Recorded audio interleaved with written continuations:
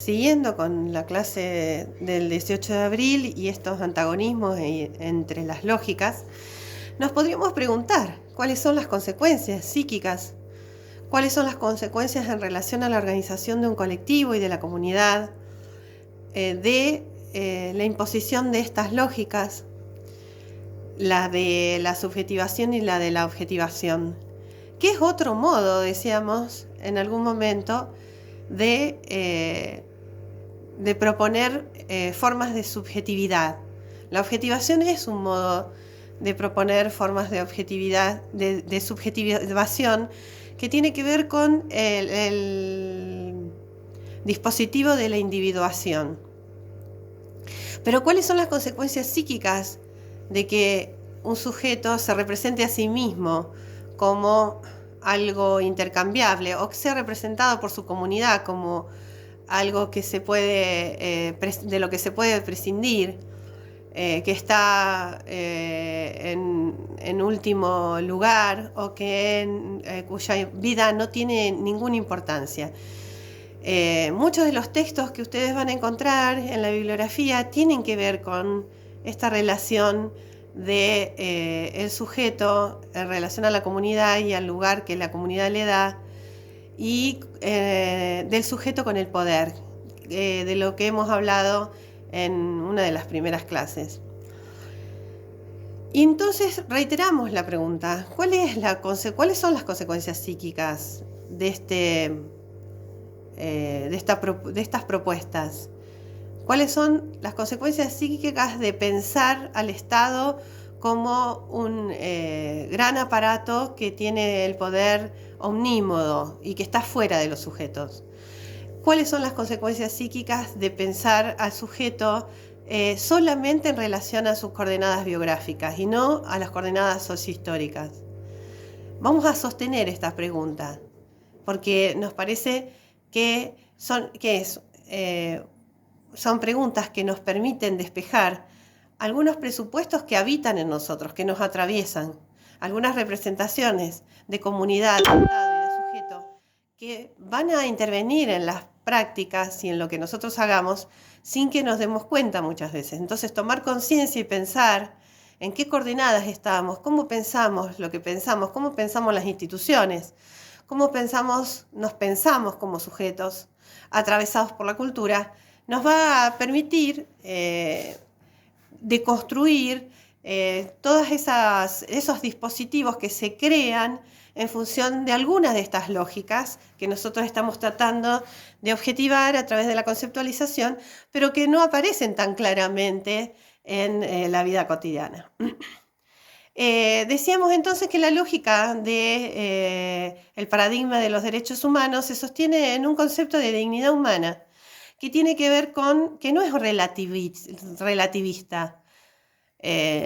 La dignidad humana no es para quién una cosa y para quién otra, sino que habla del estatuto del humano como no intercambiable y como no anónimo. Y justamente nos vamos a tomar de esta cuestión para poder analizar lo que nos dice Gilú García Reynoso, que tiene que ver con lo que producen las instancias públicas cuando legislan grandes desigualdades. Cuando en una comunidad hay gran parte de esa comunidad que está destinada a las condiciones de intercambio, de ser cosas intercambiables o de ser anónimos, o que están condenados a la muerte y a la destrucción, como muchas de las poblaciones con las que nosotros trabajamos, en donde los niños nos plantean que no van a vivir más allá de su adolescencia, cuando nos plantean que están sujetos a lógicas de intercambio y de cosificación, como las lógicas de los soldaditos en el narcotráfico, que es una manera de trata de las personas, cuando nos están planteando que hay gran cantidad de niñas, niños, jóvenes que se prostituyen. Bueno, en esa lógica se inscribe, dice Gilú García Reynoso, en esa desigualdad obscena, como deseo de muerte del otro social. sea que la política pública también es una política vehiculizadora de estos mensajes.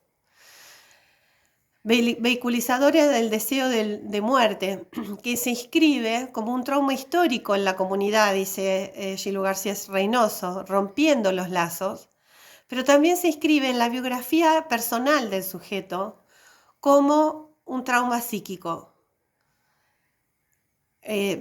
Vamos a tratar de potenciar estos dichos, estos discursos para poder entender los alcances de lo que llamamos exclusión social, leyéndola desde lo que Castel nos provoca, que es pensar las situaciones sociales como procesos y no como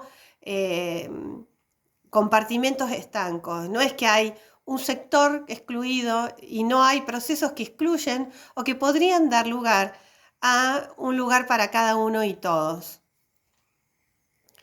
Entonces vamos conceptualmente a diferenciar bien la idea de sujeto que nosotros estamos tratando de sostener desde los fundamentos de varios marcos epistémicos, pero sobre todo desde el psicoanálisis y desde el paradigma de los derechos humanos, diferente a la idea de individuo.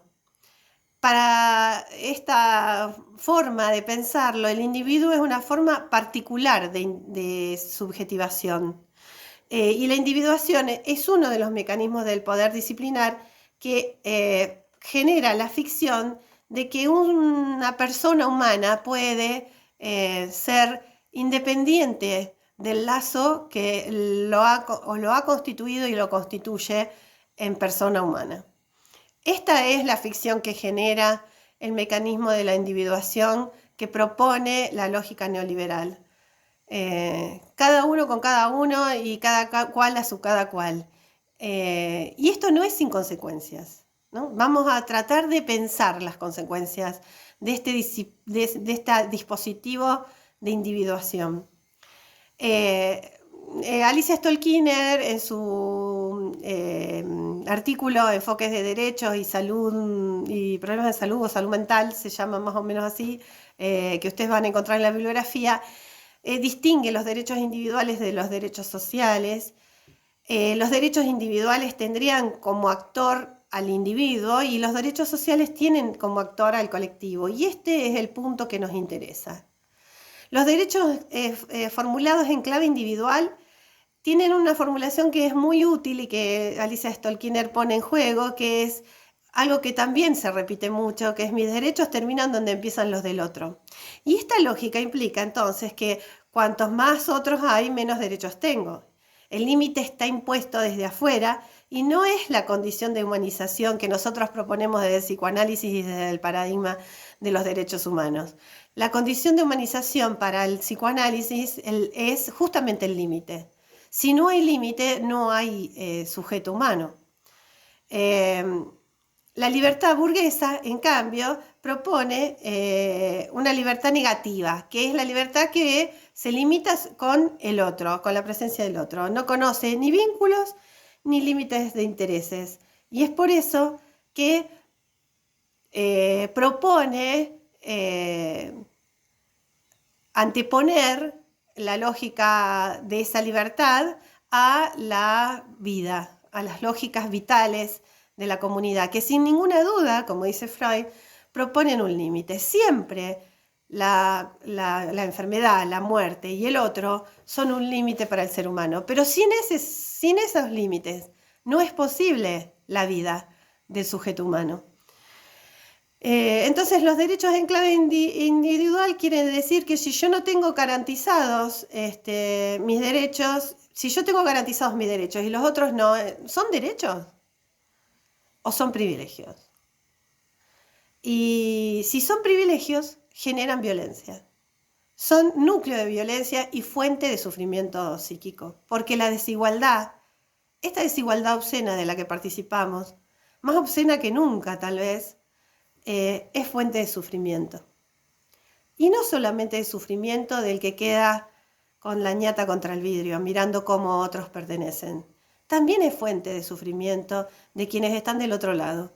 Y vamos a ver qué modos va obteniendo en cada biografía particular, pueden pensarlo, pueden contribuir en el foro a pensar algunas de estas cuestiones. ¿Qué modos de sufrimiento se van imponiendo en relación a estas formas obscenas de desigualdad? La idea que nos trae Gilou, que es la idea del trauma histórico, atañe a toda la comunidad, no solamente a los que quedan excluidos, no solamente a aquellos destinatarios del deseo de muerte, sino también a quienes quedan del otro lado. Los derechos sociales, en cambio, tienen como actor al colectivo, son una generación de derechos de los que participa, por ejemplo, la ley de salud mental y todas las leyes 26.000, implican un cambio de concepción del Estado, de la relación Estado-sociedad-derechos, y aparecen como producto de luchas y reclamos de la gran crisis económica y mundial del 30, y la aparición, en función de la conflictiva social, de los estados de bienestar, que son los estados socialistas, al que se contraponen todas las otras, los otros dispositivos e imposiciones que genera la lógica neoliberal y la lógica del mercado. La formulación de los derechos en clave colectiva es algo así, y nos lo dice muy claramente Alicia Stolkiner en su material: los derechos son de otros y míos porque yo soy el otro de ese otro. Entonces se promueve una universalización de los derechos y una serie de leyes que amplían derechos y determinan muy claramente el campo de la salud mental. Para nosotros la salud mental está en estrecha relación con el paradigma de los derechos humanos, como lo plantea también Ulloa en su libro, del que nosotros le proponemos que lean 3 de los capítulos, porque es un libro precioso en relación al campo de intervención y a lo que nosotros vamos a intentar enlazar en relación al trabajo comunitario. La ampliación de los derechos en el campo de la salud mental y en el campo de la salud y de la política pública generan variación en la producción de subjetividad, y en una producción de subjetividad que tiene el respeto al otro como semejante y lo construye como semejante. Bueno, esta es la propuesta que hacemos para esta clase del 18 de abril. Vamos a seguir profundizando esto en relación a el concepto de comunidad en la próxima clase. Les mando un saludo y un abrazo a todos y espero que estén muy bien.